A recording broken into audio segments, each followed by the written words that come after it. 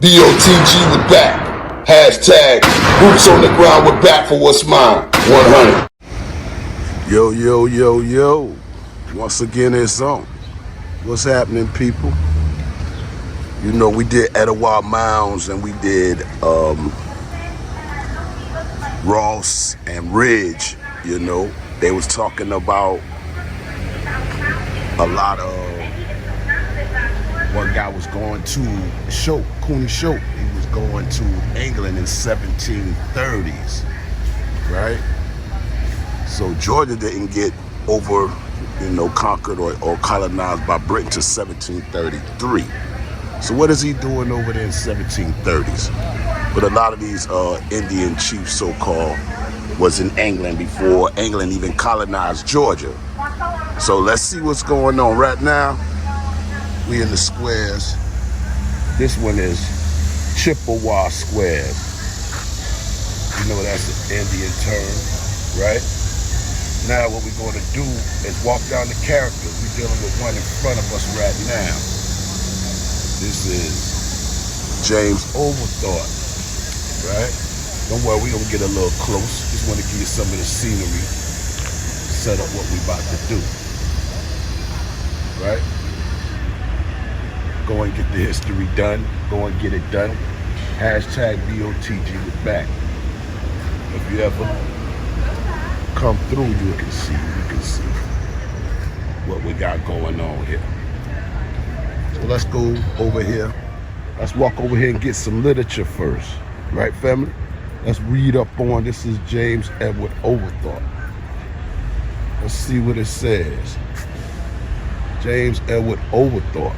1696, 1785. All right, let me get it so you can see it with me. The monument in this square to James Edward Oglethorpe, the great soldier, philanthropist who founded the colony of Georgia, was erected by the state of Georgia, the city of Savannah, and various patriotic societies. Impressive ceremonies marked its unveiling in 1910. Now, James Oglethorpe was sent over here by King George II. James Oglethorpe used to also fight for England against the Ottoman Empire. We got to get that information, and get more deeper than that. But he came here, and it says the 9-foot bronze statue of Oglethorpe is the work of one of the America's foremost sculptors, the celebrated Daniel Chester French. He has depicted the founder of Georgia in the full dress of a British general of the period. Oglethorpe is portrayed with sword in hand, alert and ready for counsel or action. See, he didn't come here in peace. He was already, like I say, he was already a warrior, fighting against the Ottoman Empire. At his feet is a palmetto fawn, and we're gonna show you that. The statue faces southward, symbolizing the threat of Spain, imperial ambitions to the young colony. Yep, Spain. So, okay, let's get it some more. The pedestal and base of the monument were designed by Henry Bacon, the eminent New York architect whose collaboration with Daniel Chester French includes the Lincoln Memorial. So that's how there you go. That's who made your Lincoln Memorial in Washington, D.C., Chester French, Daniel Chester French. All right, so the 4 lions at the corner of the lower base hold shields on which appears respectfully the coat of arms of Oglethorpe and the great seal of the colony of Georgia, the state and the city of Savannah. On the pedestal of the monument is carved a portion of the text and the charter, which was granted by Parliament in 1732. Yep, they gave him, the charter came out in 1732. He arrived in 1733. And he also brought the trustees. We got to know about them. The text of the charter, which was granted by Parliament in 1732 to the trustees for establishing the colony of Georgia in America. James Edward Oglethorpe. And let's go get him. Let's go get him. Let's go see what the depiction looks like of James Edward Oglethorpe. Let's look at the lions that we read about. These are the lions. They're on all 4 corners. Let's look and see. You have the acorns, or is that corn? You know, because he was dealing with the Indians.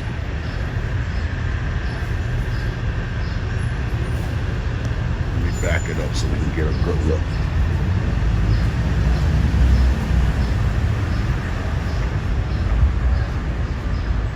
Get a good look at what's going on. Look like a pirate. Right? Dressed like a pirate. You know, Pirates and Privateers. If you haven't watched that, go and get that video. It's up on YouTube. Pirates and Privateers. You got that, right? Check him out. I gotta back it up for you.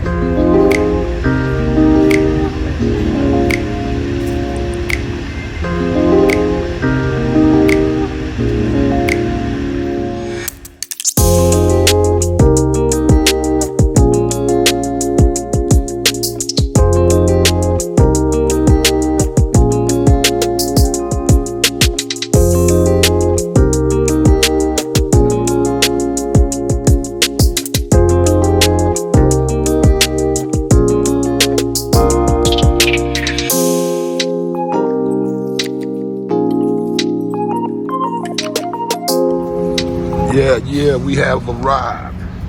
This is Wright Square. We have arrived. It's the Tomochichi Square. We'll get some information on him. See how he fits in this picture. So let's do it. All right. This is the monument they dedicated to Tomochichi. He's said to be a great friend of the British and James Oglethorpe, right? So this says, in memory of Tomochichi, the Miko of the Yamacraws, the companion of Oglethorpe and the friend and ally of the colony of Georgia. This stone has been here, placed by Georgia Society of the Colonial Dames of America, 1739, 1899. And he's not buried here. They moved his body, they say, all over. Nobody really knows, you know. We don't know, they say. We don't know, but you can check it out when you touch down. Now, Tomochichi, like I said, was the chief of the Lower Creek, the Yamacraw. Some said he wasn't the chief, but I've read that he was the chief. He actually went to England for 6 months, and they called him King of the Yamacraw. And here's the newspaper clipping, so you can look it up yourself.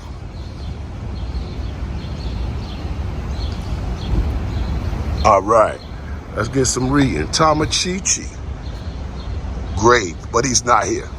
So, you know, let's get it. Tomochichi, Miko of the Yamacraws.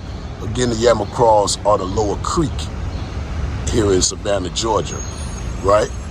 A tribe of the Creek Indian Nation is buried in this square. He's not, though. Again, he has been called a co-founder with Oglethorpe of Georgia. Why would he be the co-founder, right? He would already been here. He'd have been indigenous, right? But we know, we dodged the hijack when we read. With Oglethorpe of Georgia, he was a good friend to the English and friendship indispensable to the establishment of the colony as a military outpost against the Spanish invasion, right? Shout out to the Yamacraw Nation that was fighting against the Spanish, and that's not too far from where we at now. He negotiated with Oglethorpe the treaty formally ratified on May 21st, 1733. So they already making treaties, and they just got here in 1733. You right? So what's really going on? Pursuit with which Georgia was settled. Mary Musgrove, we're going to get her. Half-breed niece of Emperor Brim. And Emperor Brim, we're going to get a depiction of Emperor Brim, right? But also was a mixed breed. And he was Emperor Brim of the Cherokee Indians, of the Creek Indians. Acted as interpreters between Oglethorpe and Tomochichi and lent her great influence to the signing of that treaty and the treaties negotiated by Oglethorpe with other tribes of the Creek Nation. In 1734, at the age of 84, with his wife, Sanuki, Tomochichi visited the English court and was received by the king and by the Archbishop of Canterbury. I'm gonna show you the picture of that the depiction, I'm gonna say.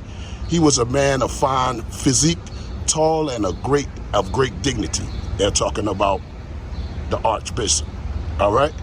He died October 5th, 1739 at Yamacraw Indian Village, and at his request was brought to Savannah to rest among his English friends. He was buried with his military honors. So he wasn't buried with his nation, right? My bad, when they talked about his fine physique and tall, they talk about Tomochichi. I give you the depiction that they have, but my question is, if you've been in England for 6 months, why do we keep seeing the same picture? What pictures they have in England of him, right? We need to know that. We need to know that. So I get the still for you, family. You can check it out. Look at some of this luscious greenery down here in the squares. So if you're ever in Savannah, Georgia, make sure you come check it out for yourself. Let's go get Mary Musgrove.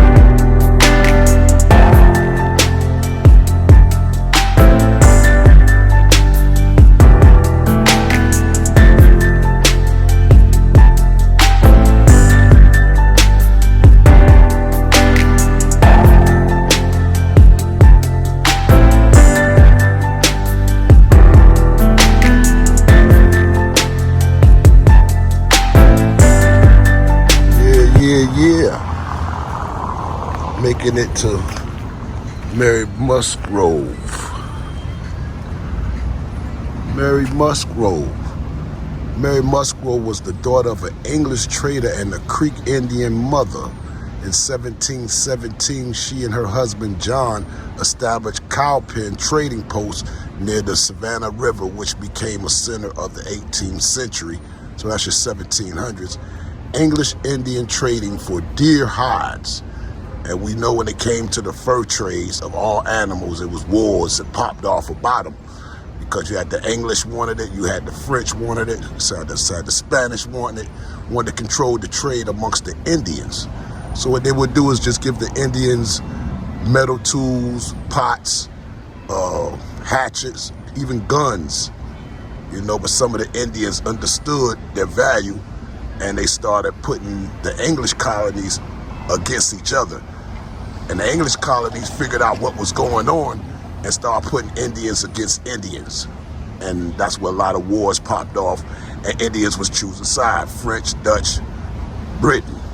So a lot of history behind that, or another reason how the Americas was lost to the indigenous people. So let's go. After the colonies was founded in 1733, that's James Oglethorpe, King George II. And like I said, Tomochichi was over in England for 6 months. So I don't know what kind of deals were made. I'm assuming it seemed like that, but they came back and took over everything. Okay, Musgrove became the principal interpreter between Yamacraw chieftain Tomochichi and General Oglethorpe, serving as Oglethorpe's interpreter for 10 years. She helped foster peace between the British and the Creeks. That's the lower Creeks again. For her assistance, she received financial compensation, political prestige, and lands from the Creek, making her the wealthiest Georgia landowner in 1700s. The Georgia colonies refused to grant Musgrove property rights to the Creek's land of St. Catherine's, Sapalo, and Osborne Islands. She ended up getting them though. After much dispute, Musgrove received the English title to St. Catherine's Island, 1760, where she died in 1765. I got to shout out Matt Arthur of the Thomas Party, God of Green, sent me more information. You know, she married a dude named Bosworth. And so she's been married 3 times. And her mother was Indian, her father was foreign. So he was English, Scottish, and you'll see a lot of that dealing with the tribes. And then they mixed into the tribes, and then they would marry the elite women of those tribes, you know, and then they'll bring their children, and they'll take that child, marry that child to another foreigner, and this is how you get a lot of mixture in the tribes. And yeah, people are being bled out, colors being bled out. Shout out to Straight Up on YouTube when he talks about all the whitewashing that was done. So, you know, we know that part. Shout out to other people that does it. Shout out to Rhonda Johnson, Truth Uncompromised. You know, that break down these whitewashes of images. Shout out to Cootie Mayo, Big Chief, Top Cats, and everybody else that's doing it. You know, we breaking this mountain down to a pebble. We get the books and the looks, and we put boots on the ground. Yeah. Who's the enemy? Who's the real friend? 100, 100.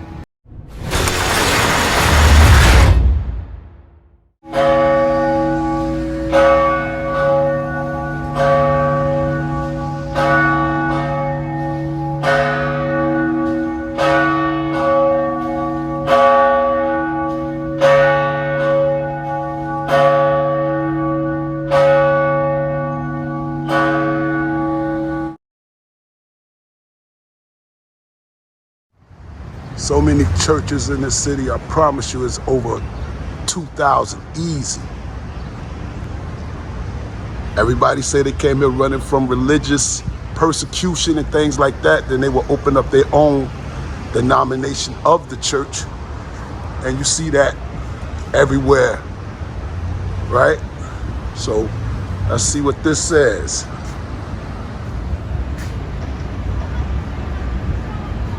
Independent Presbyterian Church, founded in 1755 as a branch of the Church of Scotland.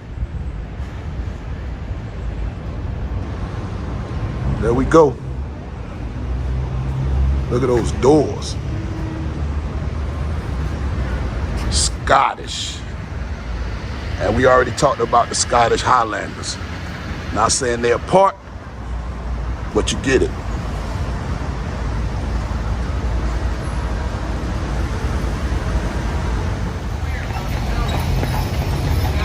Well, let's see what it says about this church. Independent Presbyterian Church.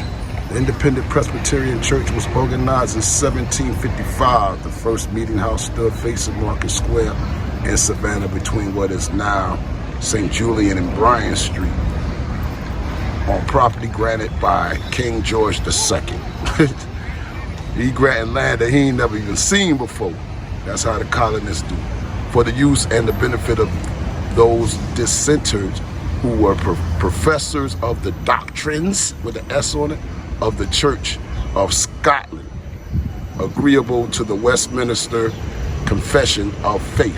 The original church building erected on the present-day site was designed by John H. Green, a gifted Rhode Island architect, in 1819.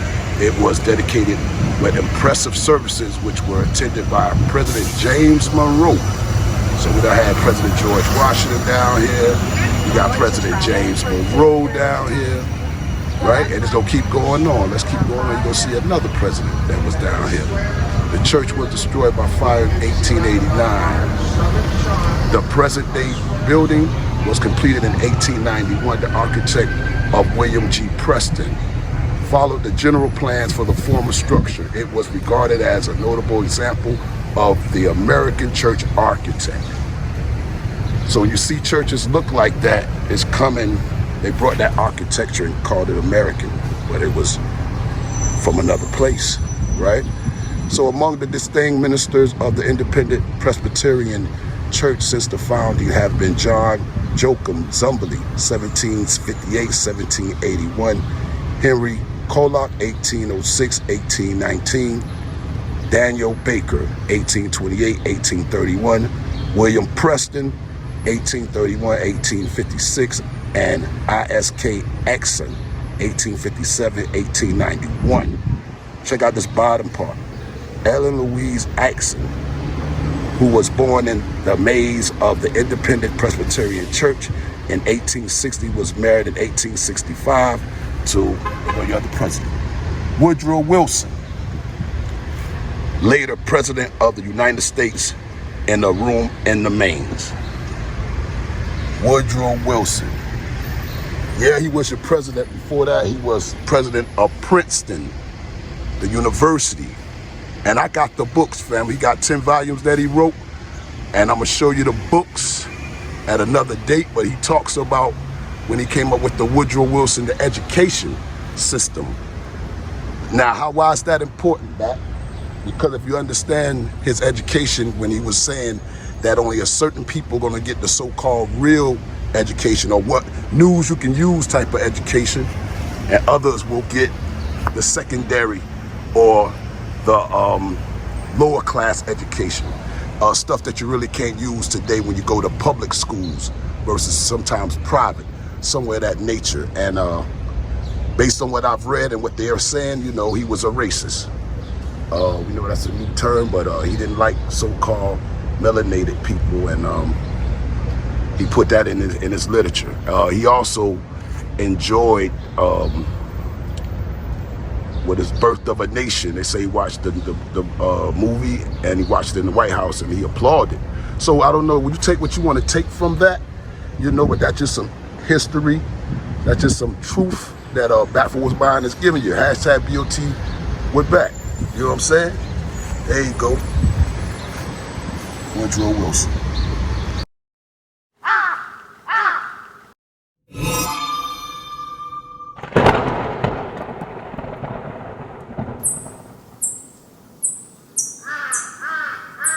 Y'all a little more sights. You know what I'm saying? This be like my commercial break. You know, showing y'all what's popping down here. Now we going at is the Board of Education where it's at now, right? This is burial ground, Indian burial ground, and they built the building on top of it. Chippewa Square, where we went to, you know, they built the building on top of the Indian mounds. And you know me, back, I'm gonna give you tangibles. Of course, we're not gonna see the mound or the burial ground, but we're gonna see the building that's on it now. Hashtag BOTG, we're back. You know what I'm saying? Hashtag. There go that Chevy. It ain't mine, but y'all know that's how we used to do. Chevy. Kangos and Cadillacs, baby. Shout out to the Empress. I see you. Shout out to the Empress. I see you, Tammy. Now let's go over here and get to, we gotta go back in this square, right? Hashtag BOTG with back. Putting tangibles to the story. All this was Indian territory. Running, doing their thing. Y'all know we've been here. That's the monument of James Oglethorpe. Some say colonizer, some say working for the colonizer. But let's go through here. Let's walk through the beautiful square where I got you with me. You know I got you. Hold my hand, I ain't gonna let nothing happen to you. Hashtag BOTG with back. We good people, you know? We mind our business. But yeah, we about to go, like I say too, give you some of it. We about to go here to, see that building?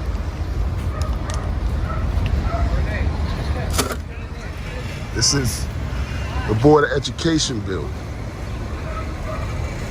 right? And this is the church over here, another church. So all this was sacred Indian grounds. If you ever hear, just come on Hull and Bull Street.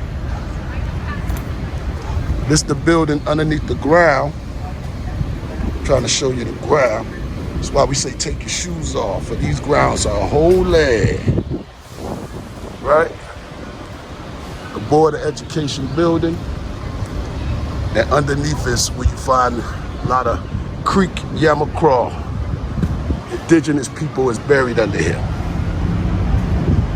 according to the sources, and I got them for you.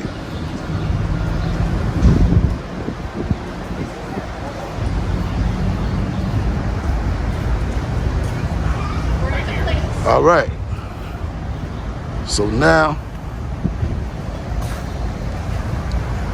this is the building, the burial grounds are there. All this is the burial grounds under this building.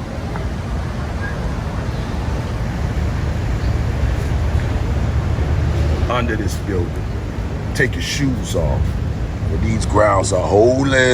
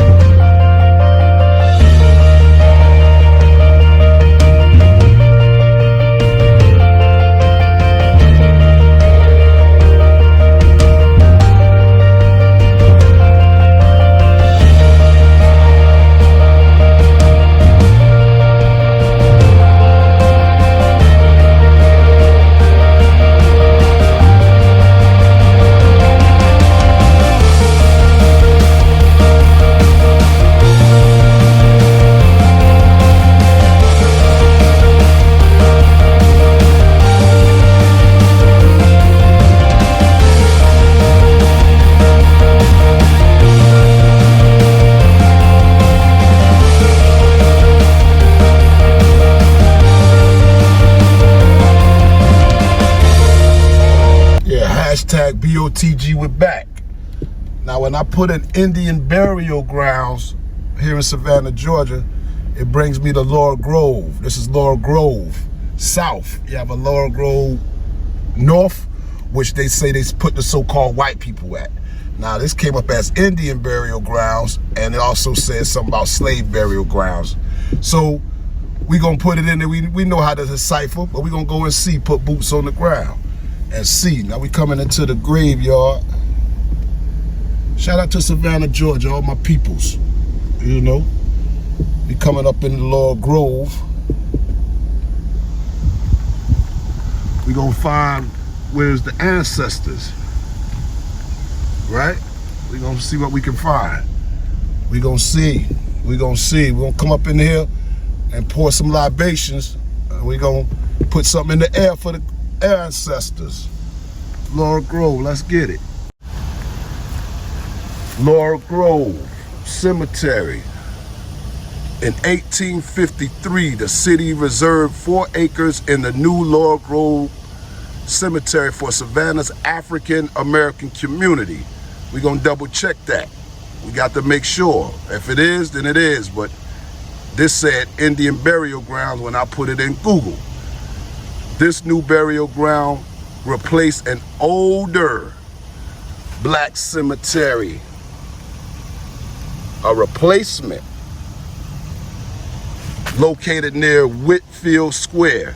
Whitfield Square is where we at downtown. And I told y'all downtown, a lot of people there were buried, Indian burial grounds, so-called slave burial grounds. They built the city on top of those people. That's a fact.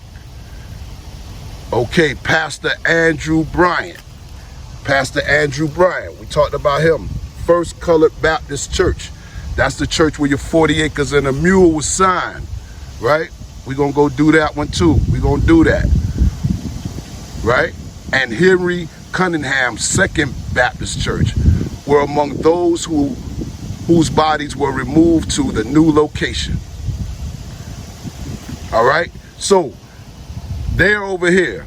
Now, Andrew Bryant is from Goose Creek, South Carolina. Y'all know about the Goose Creek men. Got to get that in your diet. The Goose Creek men. Shan Joy always talk about the Goose Creek men, so I got to shout her out on that one. You know? Now, here we go. We're among those whose bodies were removed to the new location. Here are buried many of Savannah's prominent black leaders, educators, civil community leaders, Masons. A lot of the pastors in the churches were Masons. Was that good or bad? I'll let you decide. Do your own work on that, right? I go get the tangibles. Politicians, entrepreneurs, and religious leaders later increased in acreage by the city and is continued in use today. A lot right here. Just gotta bust it down. What we do, we take the mountain, we bust it to a pebble family. A lot of entrepreneurs, landowners. So what happened? What happened? All right, so we're gonna go through it. We're gonna get to it. You know, you need your source for it. Here it go. Erected by Georgia's Historical Society and Friends of Laurel Grove. South Cemetery. I tell you, they have the North Cemetery where they got the so-called white folks. We don't know, but that's what they're saying. And Waters Foundation. I didn't write it. I'm just telling you, family. All right. Laurel Groves.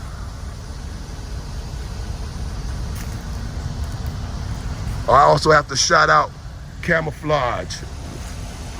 One of the rappers who was out of Savannah, aka Jason Johnson. Got on a major label, had some great songs, Cut Friends.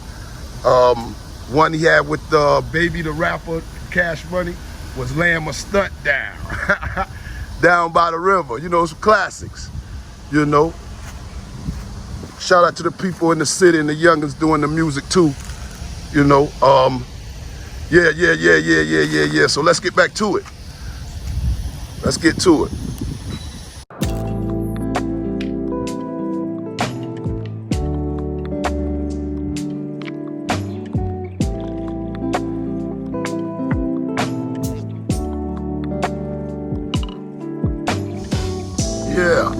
Yeah. Hashtag BOTG, we're back. We here at Laurel Groves. They said this was Indian burial grounds. That's what they said. We here. Where the ancestors at? Blow some smoke for you. Blow some smoke for you. We're gonna pour out some libations. Any of my people out here? Could be. Where they from? We do the genealogy, right? Something said on here, This is the Stevens family, Burke Stevens. He said, birth is nothing without virtue, and we as descendants have no claim to share in the glory of our ancestors unless we strive to resemble them, to do what they did. Who your ancestors? Honor your ancestors. Where you at, family? Hey, how y'all doing? Mad respect. See this name a lot. It says sacred to the memory of James M. Smith, first Grand Master of ancient free and accepted Masons, Georgia and jurisdictions, 1870, 1877. All right? Because the sign said it were Masons out here, and I'm just giving you a pop shot. If anybody family, please forgive me. And salute. Look at the trees. Savannah got some of the oldest trees. Spanish moss. Let's go up here and see. They say that Reverend Andrew Bryant, the church I told you, where the 40 acres and a mule, it's signed that's he's out here. And let's see. What we got? How y'all doing out here? Where the Indians at? Indigenous people? Or what's your background? We putting this story together. Tell us what happened here in Savannah. When the colonists pull up, I know that Tomochichi has been in England for 6 months. What was going on with that? Right? We're going to find out what's happening. All right, so here we are. Reverend Andrew Bryant, Reverend Henry Cunningham, Reverend Andrew Marshall. Now, when we do the 40 acres and the mule, we'll talk about these gentlemen. Yes, let's see.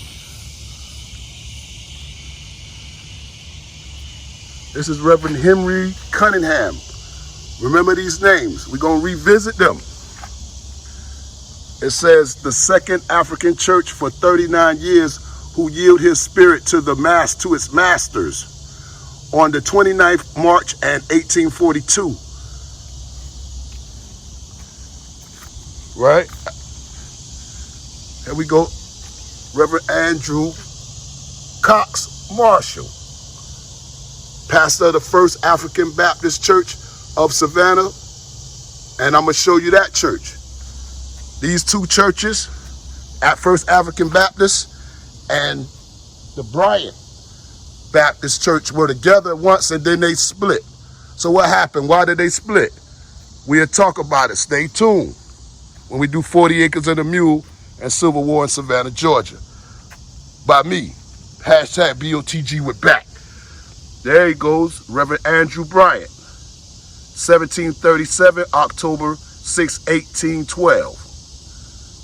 Founder and first pastor of First Bryant Baptist Church, rejoiced not only to be whipped, but would freely suffer death for the cause of Jesus Christ.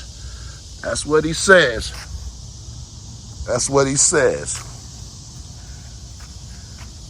There go Deacon Sampson Bryan, 1746 to 1799. First deacon of the First Bryant Baptist Church. He and his brother Reverend Andrew Bryant were imprisoned and whipped for their religious beliefs. They with uplifting hands cried unto the Lord. Wow. That's what that says. Wow. Wow. Okay. Let's go some more. Let's see if it actually say that people were indigenous. They say the Indians are buried out here.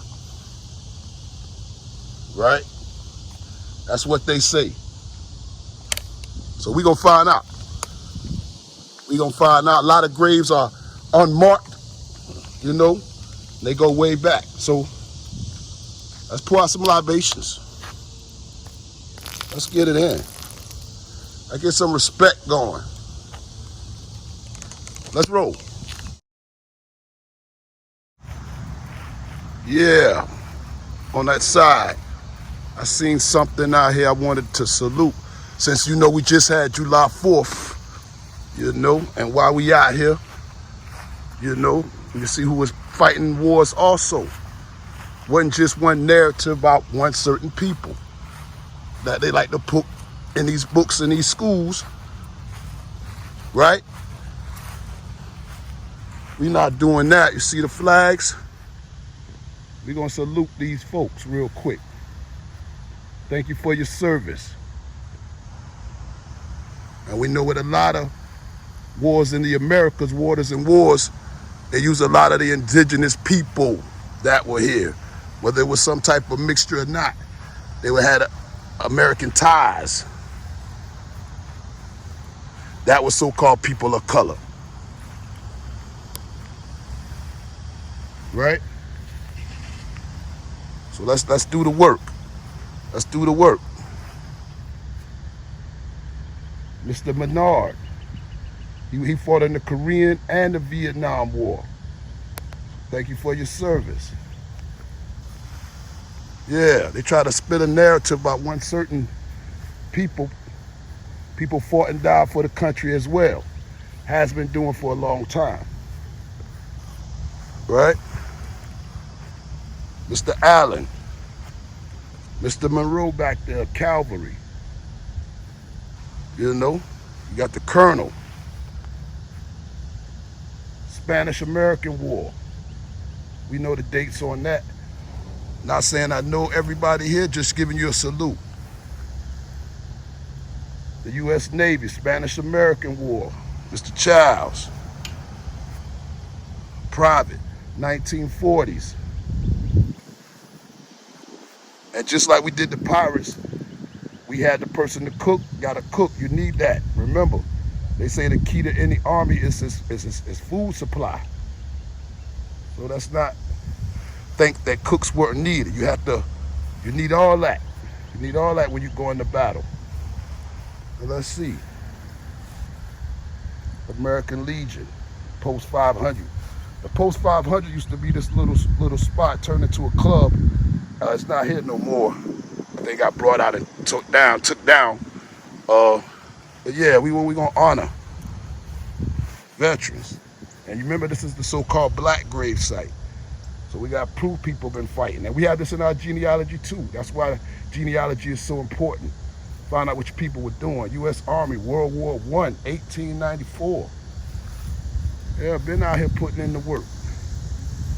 Representing. 1877. That's around the Buffalo Soldiers time. What y'all know about that? There we go. World War II. Mr. Bryant, appreciate your service. Mr. Underwood. I just wanted to come by while we was here at the gravesite, just give out some appreciation and love too. Not just push one narrative. World War II. Mr. Galloway, back here, World War I. So happy 4th of July to you all. Thank you for your service. You know, hashtag BOTG, we're back. We at the Laurel Groves. They said this was Indian burial grounds. All right, let's get to it. 100. Yeah. Right now we headed to Yamacraw Village, right? Where it's at now. And you look in the old maps, they used to call them so-called Negro grounds. Right. So right now we headed there, you know, hashtag BOTG, we're back. Boots on the ground, we're back for what's mine. We headed to Yamacraw to go with the Tomochichi, the Mary Musgrove and James Oglethorpe story. So, you know, I like to give you tangibles, you know, so you can put it together yourself in real time, right? So we headed through this area, Jefferson, Gwinnett, I grew up on that corner. The memories. Yeah, shout out to Gwinnett and Jefferson. Yeah, let's go ahead and continue to get to the Yamacraw Village so we can put this thing together. I keep telling you, I act like a tourist in your city. The stuff is in your face. There's just been a lot of whitewashing going on and a lot of building over top of things, like the mounds we have now. But let's get to it. Yeah, Yamacraw Village. You know, this is the Yamacraw Village. It's Indian territory. This is the Tomochichi area. This is with James Oglethorpe. This is Andrew Bryant Church I'm gonna show you. Like I said, the 40 acres and a mule was signed here. We gonna do that build. I'm not gonna get into it now, but this is the church. I'll give you a little bit of the preview.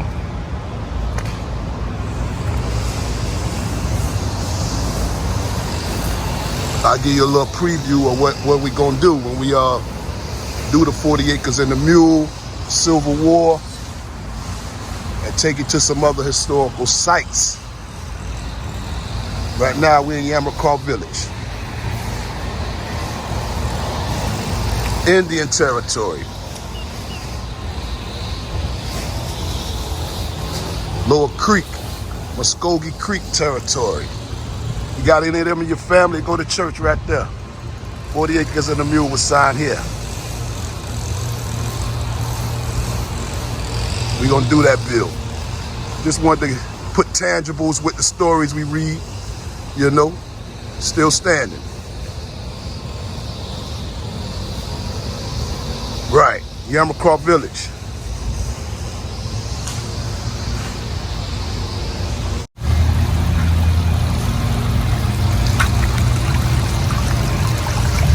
With the statues, Yamacraw Village. Right? I used to play around here as a chick. Are these Creek Indians? Depictions? Got their clothes on. Huh? Yamacraw Village, baby. Indian territory, American Indian territory.